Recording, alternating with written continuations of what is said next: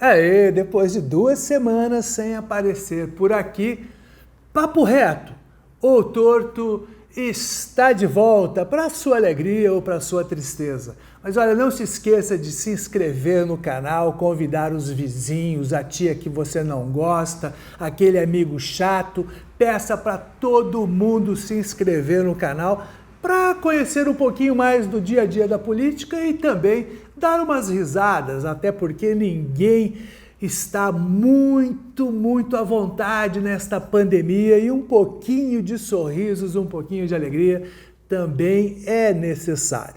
E além deste blogueiro que está de volta no Papo Reto, vamos falar um pouco hoje de um personagem da política brasileira que sempre está de volta. O nome dele é Ricardo Barros, é deputado federal, foi prefeito de Maringá, cidade do Paraná, e independentemente de qual governo, de qual partido, se é de direita, se é de esquerda, se é de cima, se é de baixo, se é de ladinho, Ricardo Barros sempre está no governo.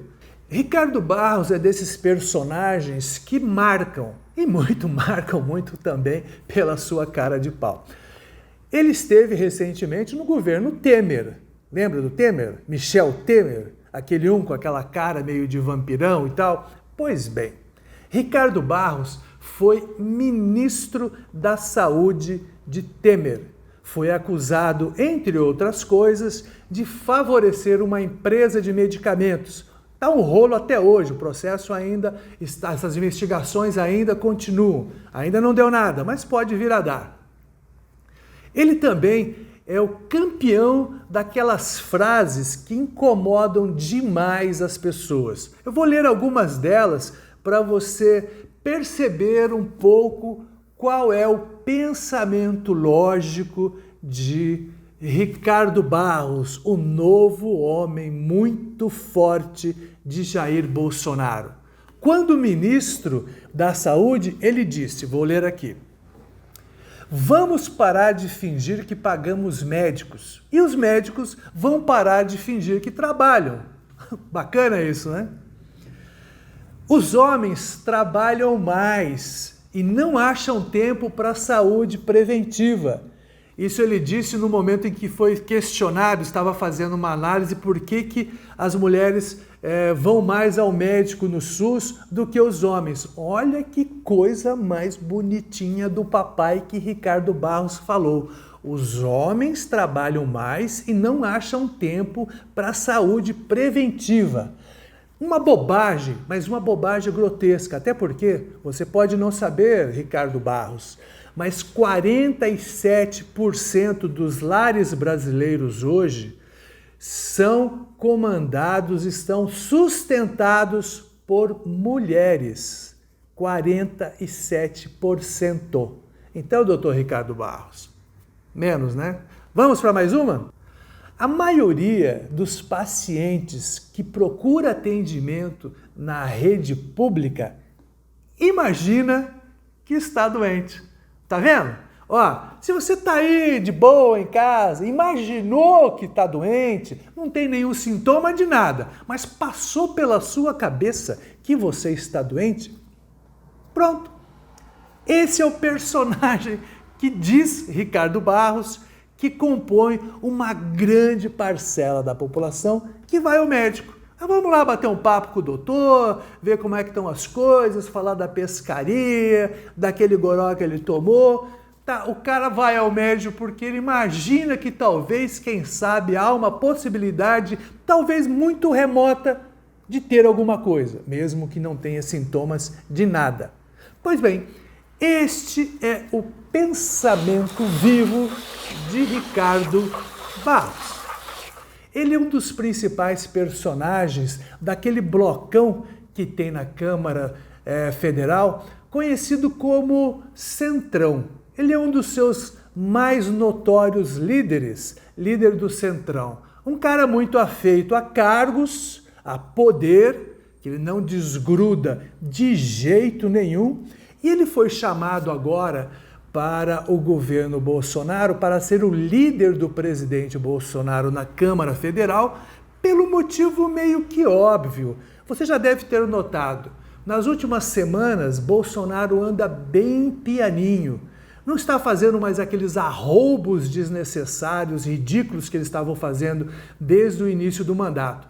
Por quê? Vários motivos, né? Um deles é porque ele sentiu a água batendo nas partes pudendas. Isso, na bunda.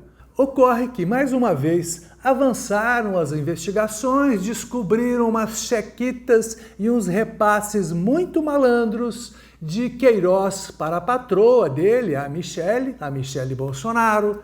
O filho dele, Flávio, também está enroladão e há uma pressão muito grande para que ele estourasse o famoso teto de gastos. A lei diz que ele não pode gastar mais do que o orçamento do ano anterior, corrigido pela inflação, para que o Brasil consiga ter um pouco de controle de contas. Ocorre que muita gente ao lado de Bolsonaro queria que ele liberasse gastos para que, obviamente, eles se dessem bem nas suas bases eleitorais. O problema é que o controle de gastos, o teto de gastos é lei. Se ele cometer a bobagem de ultrapassar o teto de gastos, ele pode sim correr o risco de ter um mandato cassado, de sofrer um impeachment, porque está na lei. Esta semana também teve uma reunião entre o Alcolumbre, presidente do Senado, também participou o presidente da Câmara, o Rodrigo Maia, o Paulo Guedes e outros personagens. Foram eles que aconselharam Bolsonaro a tirar o pé, virar mais, digamos assim, comedido nos seus arroubos e esquecer essa conversa de que deveria sim estourar o teto de gastos. O caso é o seguinte: Bolsonaro não é bobo. Ele é realmente um dos presidentes mais despreparados para o cargo que o Brasil já teve. Você já deve ter notado, eu notei, a minha vizinha notou, até a minha mãe, que passou dos 80, também já notou bem isso. Mas, apesar do despreparo de Bolsonaro, entenda, ele está longe de ser um cara burro. Não é burro não. Ele é muito e muito esperto. Com essa mudança de comportamento, o que ele espera? Que 2022 chegue logo e ele não tenha tantos inimigos a mais do que ele já tem para concorrer com ele ou para minar a possibilidade de reeleição. Sim, toda essa mudança de comportamento não é porque Bolsonaro virou bonzinho. Não é porque Bolsonaro virou aquele cara camarada, bacaninha que você conhece, que leva para tomar uma cerveja, não é nada disso. Bolsonaro está simplesmente já fazendo um trabalho para a sua possível reeleição. Ele quer chegar em 2022 com um pouco menos de desgaste do que tem hoje. Ainda falta um bom tempo, 2 anos e meio aproximadamente. Mas ele tem que começar a fazer esse trabalho já, se ele quiser ficar 4 anos a mais no Palácio do Planalto. Tá vendo?